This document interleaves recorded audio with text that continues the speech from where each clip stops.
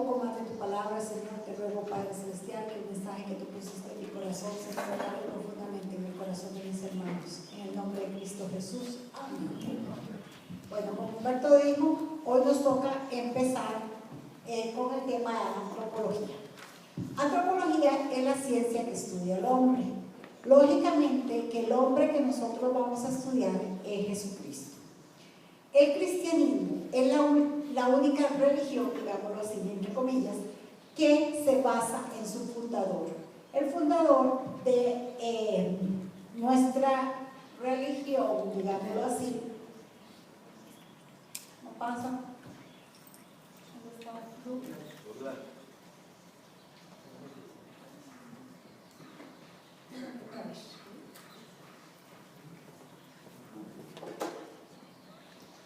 Es Jesucristo, el fundador de nuestra relación, porque lo que nosotros tenemos con Jesucristo es una relación, es Jesucristo.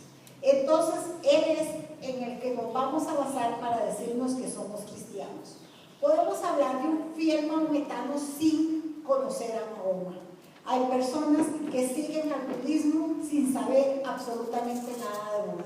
Sin embargo, nosotros como cristianos tenemos que ser fieles a la persona y la obra de Jesucristo. No podemos llamarnos fieles cristianos si no conocemos la obra de Jesucristo. Pedro, en Mateo 16:16, dice lo siguiente. Respondiendo Simón, Pedro dijo: tú eres el Cristo, el Hijo del Dios viviente.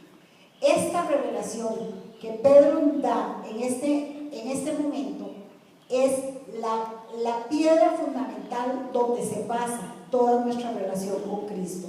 Este es el fundamento. Esta confesión que hace Pedro fue el cimiento de nuestra iglesia y de todas las iglesias cristianas. Vemos también que al ser Jesucristo la doctrina central, existen sobre él 18 herejías. Sin embargo, cuando empezamos a ver las demás ciencias que estudian el cristianismo, hay otras herejías, pero la que más herejías tiene es la divinidad de Jesús. El ataque que se dio en los primeros tiempos sobre la divinidad de Cristo no viene separado del ataque contra su palabra, que es la Biblia. El ataque que ha ocurrido contra Jesucristo es tan grande, como les dije, que es la que mayores herejías tiene, y también es la que ha sido y va a ser atacada por siempre, porque al quitar a Jesucristo quitamos nuestro fundamento. Jesús es el que interpreta fielmente la palabra. No vamos a leer los versículos porque son muchos y se nos hace muy largo. En Juan 1:18 también es el que nos revela el amor tal y como es. Ya hemos hablado muchas veces sobre el amor, sobre que nosotros no tenemos amor si no es dado del Padre, y también el Espíritu Santo nos va a revelar la palabra escrita, o sea, nos va a revelar la Biblia. Cuando en Mateo 11:25, que Jesús responde, voy a leer ese versículo así: te alabo, oh Padre, Señor del cielo y de la tierra, porque has escondido estas cosas de los sabios y entendidos y las has revelado a los niños. Este versículo nos da la idea de que es a los sabios y humildes a los que el Señor les da la revelación. No necesitamos tener profesiones para poder revelar la palabra de Dios. Él nos va revelando día a día su palabra, y cualquier persona, aunque no tuviera estudios, puede predicar el Evangelio y entenderlo. ¿Qué es lo más importante?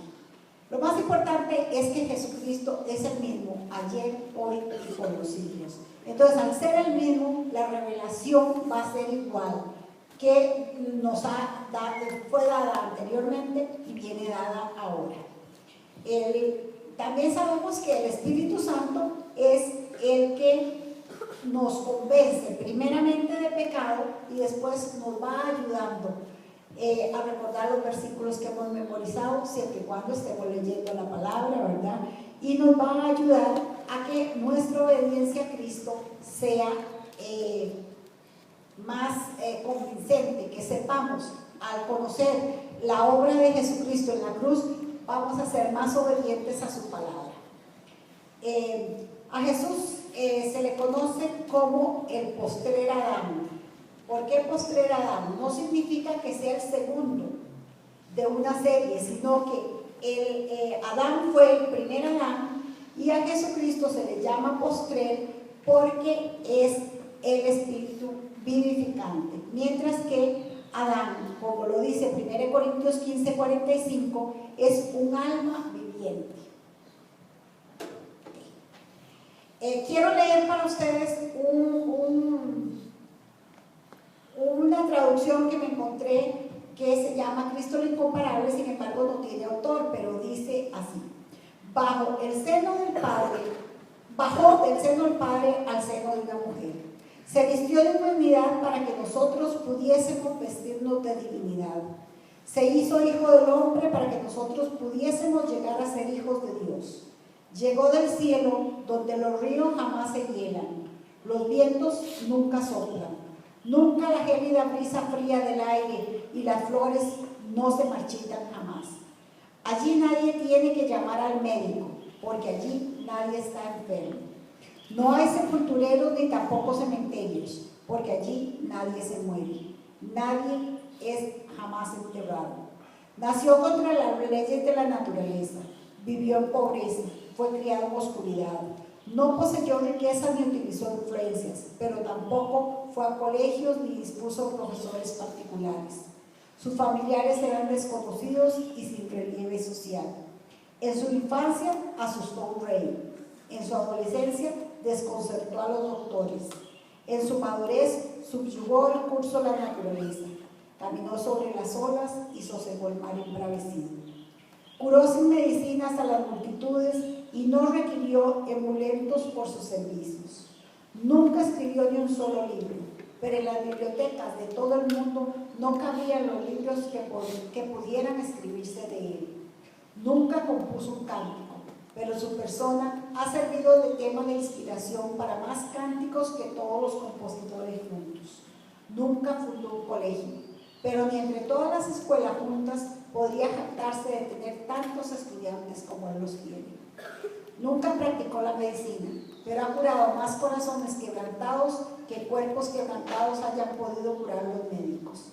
Nunca dirigió un ejército, ni destacó un soldado, ni disparó un misil. Pero ningún jefe ha tenido bajo su mando más voluntarios, ni ha obligado a más rebeldes a deponer las armas y rendirse sin disparar un solo tiro. Él es la estrella de la astronomía, la roca de la geología, el león y el cordero de la zoología, el armonizador de todas las discordias y el sanador de todas las enfermedades. Los grandes hombres surgieron y desaparecieron, pero él vive para siempre. Herodes no pudo matarle, Satanás no pudo seducirle, la muerte no pudo destruirle, el sepulcro no pudo retenerle. Se despojó de su manto púrpura para vestirse de blusa artesano. Era rico, pero por nosotros se hizo pobre.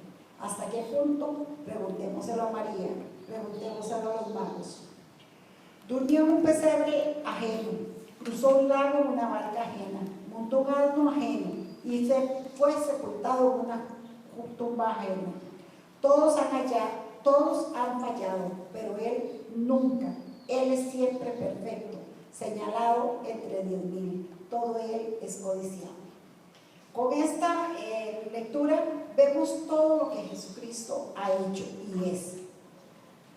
Vemos que el hombre, Andrés Pasamina, el hombre ha tratado de hacer, el hombre está a este lado, Dios está a aquel lado, el hombre hizo una fosa profunda en donde no puede pasar el hombre hacia donde está Dios. Y el hombre ha tratado de hacer vanas buenas obras, mediante donaciones de dinero, mediante las iglesias, mediante un montón de cosas ha tratado de formar ese puente para pasar de Dios al hombre. Sin embargo, solo Jesucristo es el puente por el cual podemos y debemos atravesar para llegar a Dios. Esto es muy importante porque sabemos que es Dios, es Cristo el único puente que nos une del hombre con todo su gozo hacia Dios, el Padre Celestial. Sabemos mediante muchos versículos de la Biblia, principalmente 1 Timoteo 2:5, que nos dice que hay un solo mediador, y es esa cruz que vemos en medio. Un solo mediador entre Dios y los hombres, es Jesucristo el hombre. Una vez que Jesucristo satisfizo la demanda de Dios Padre por los pecados, Él, como lo vimos la semana pasada, muere y asciende al cielo, y ve y presenta su obra, y Dios Padre se siente satisfecho con la obra que hizo, y es mediante esa cruz que Cristo padeció por donde nosotros debemos pasar, y cada uno de nosotros. No hay otra manera para poder llegar hasta Dios Padre. Tenemos la redención de pecados. También ya conocemos, existen muchos versículos sobre la redención de los pecados, pero tenemos que saber que solo es la obra que Cristo hizo en la cruz del Calvario la que nos permite llegar hasta Dios. Romanos 5:5 dice: y la esperanza no acarrea vergüenza, porque el amor de Dios ha sido derramado en nuestros corazones por el Espíritu Santo que nos ha sido dado. Entonces vemos cómo es el hombre el que se hace enemigo de Dios, y es Dios mismo que tanto nos amó, como dice Juan 3:16, que da a su único Hijo para que sea Él el que pague la deuda que cada uno de nosotros teníamos. Sabemos que es Dios mismo el que nos da la obra perfecta, y como lo dice 1 Juan 4:10, dice: en esto consiste el amor, no en que nosotros hayamos amado a Dios, sino en que Él nos amó a nosotros y envió a su Hijo en expiación por nuestros pecados.